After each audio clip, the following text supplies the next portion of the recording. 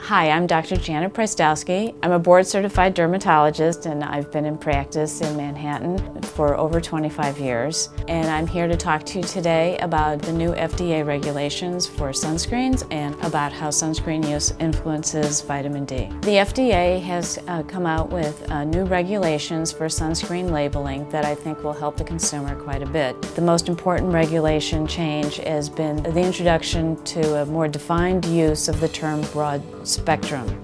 Broad spectrum sunscreens will have to pass a certain test that will show that there's very strong UVB as well as strong UVA protection in the sunscreen. Ultraviolet radiation is divided into ultraviolet A and ultraviolet B. Ultraviolet B is what gives us the sunburn, and ultraviolet A is the type of ultraviolet that's been used in tanning parlors. So it can cause tanning, but it doesn't cause burning. That was a problem for patients because if you have a sunscreen with strong UVB protection, you can be outside and not burning, but still getting lots and lots of UVA exposure.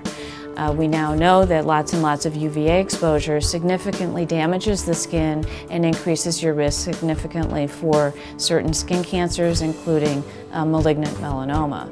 By having sunscreens that are labeled broad spectrum going forward with the new regulations that will be required by December for the new labels, a client or a consumer can go to the drugstore, buy a sunscreen, and if it says it's broad spectrum, it will mean that it has a very strong protection against both UVB and UVA.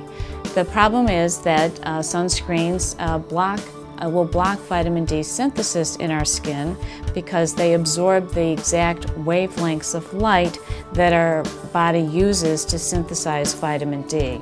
So vitamin D is a special category of vitamin in the sense that we can make it. And where do we make it? We make it in our skin when we're exposed to the sun.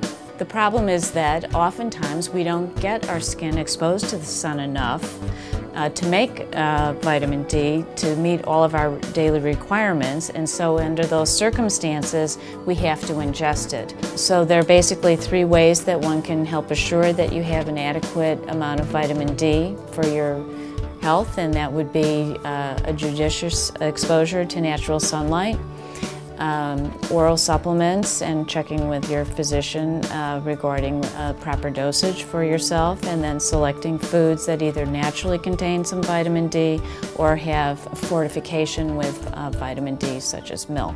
Thank you very much for joining me today. For further information, please visit my website, janetprystowskymd.com.